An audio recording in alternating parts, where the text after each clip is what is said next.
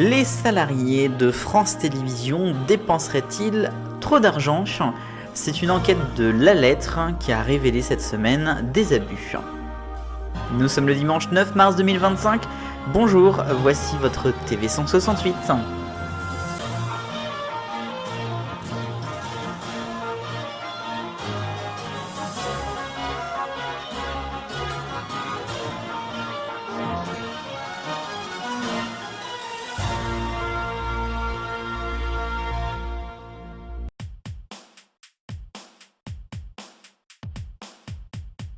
Un mini-scandale pour France Télévisions à la une ce dimanche du TV 168.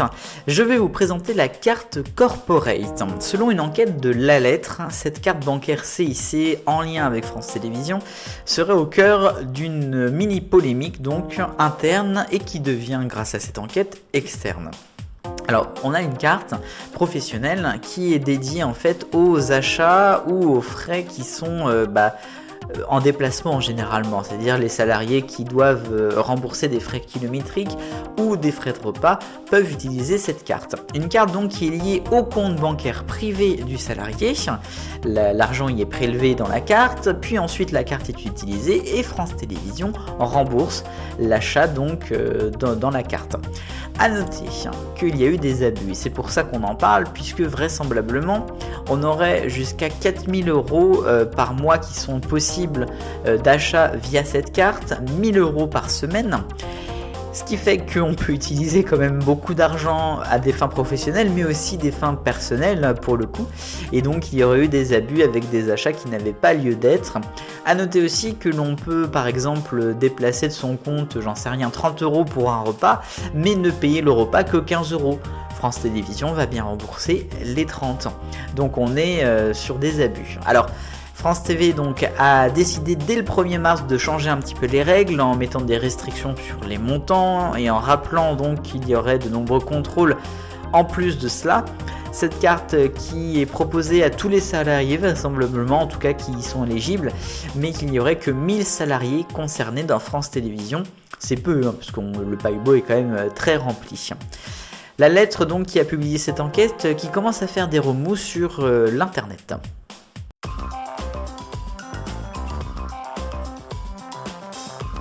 Le rayon des autres actualités de la semaine, il n'y a pas que France Télévisions qui commence à faire du ménage dans ses équipes, ou en tout cas dans la façon de faire.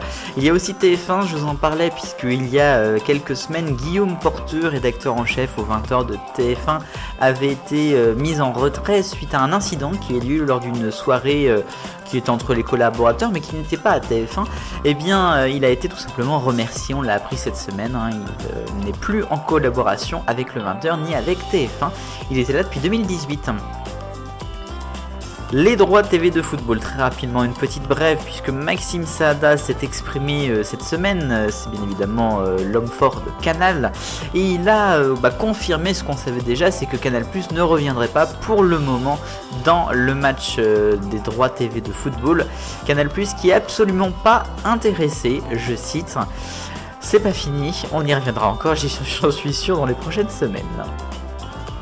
L'Arcom maintenant, puisque France Télévisions a été condamnée pour publicité clandestine. Et oui, il n'y a pas que C8 qui a pu l'être.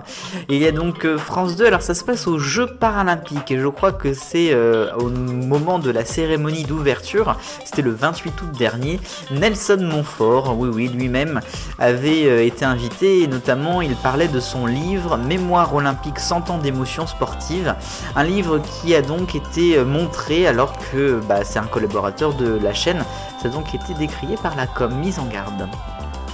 Et puis l'Arcom toujours, puisqu'on a appris cette semaine la nomination de 2 nouveaux membres dans le collège, l'un par l'Assemblée nationale, l'autre par le Sénat. Nous avons d'abord Romain Lalex, qui est donc arrivé, et puis par le Sénat, c'est Catherine Gentil de Cannecaude. J'espère que je prononce bien leur nom et prénom.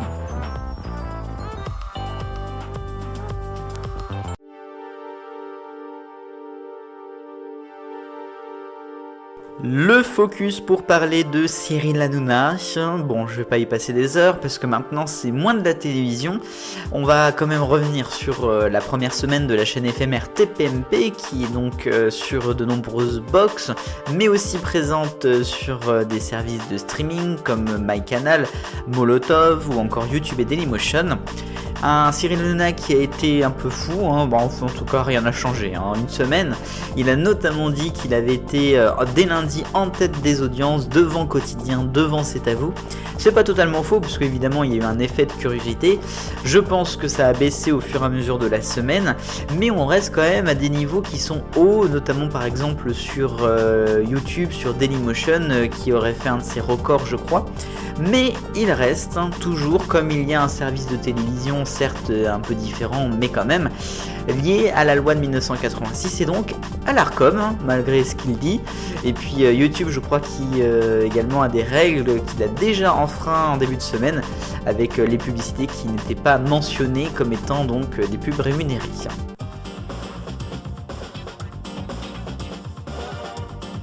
Les questions ô combien importantes 168. D'abord la semaine dernière je vous demandais 6 mois avant quelle audience peut-on imaginer sur W9 pour Cyril Hanouna. Vous avez été en majorité à répondre moins 64%, 24% égal, 12% plus. La nouvelle question, j'en ai parlé de l'Arcom, faut-il le réformer?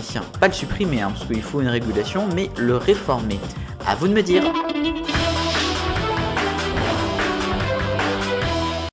Les poingues, et je vais parler de Quelle époque samedi dernier sur France 2 qui a fait un beau score d'audience je crois, sans doute lié à la fin de Christophe de Chavannes dans l'émission puisqu'il a choisi de se mettre en retrait suite à sa condamnation. Une émission qui a été quand même beaucoup consacrée à la dernière donc de Chavannes, c'était presque des adieux qui ont trop duré, il y a eu de longs monologues au pluriel, il y a eu un sketch je crois aussi. C'était vraiment trop long, j'ai trouvé qu'en fait que c'était pas normal que quelqu'un qui est condamné on lui donne autant d'importance, même s'il a une carrière, je ne le doute pas.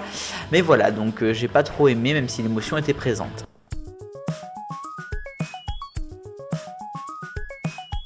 L'arc-en-ciel des audiences, 8 couleurs aujourd'hui, d'abord le rouge avec M6, Arnaque, bon après une semaine de répit je la remets en rouge avec 700 000 téléspectateurs.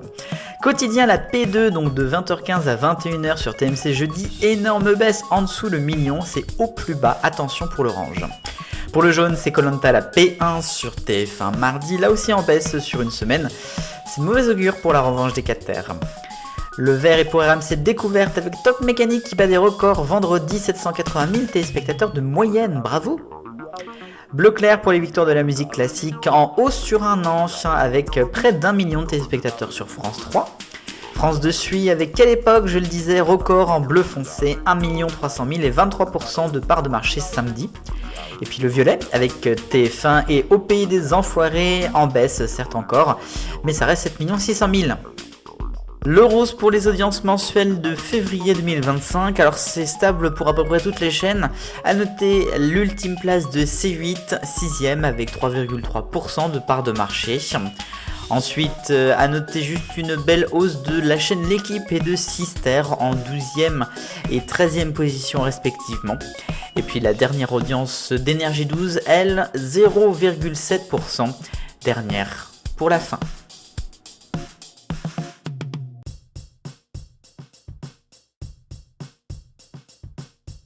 Et enfin, souvenez-vous, il y a près de 2 ans, TF1 s'était lancé dans le vintage avec des goodies et des vêtements portant notamment le logo de 1975. C'était le nom TF1 Originals. Et bien, il y a eu une nouvelle gamme qui est sortie il y a quelques jours, toujours disponible sur le même site, mais aussi, et ça c'est la nouveauté, en réel. Ça se passe au BHV Marais, le grand magasin parisien qui propose donc les objets et les vêtements en vente de la nouvelle collection, mais il y a aussi une mini exposition consacrée donc aux 50 ans de TF1. Merci d'avoir suivi le TV 168 aujourd'hui, merci pour votre fidélité et pour tous les petits nouveaux qui sont arrivés grâce à la forte actualité ces derniers jours. On se retrouve le week-end prochain, samedi le Top TV, dimanche le TV 168. Vive le bonheur, on est tous des millions de copains, salut.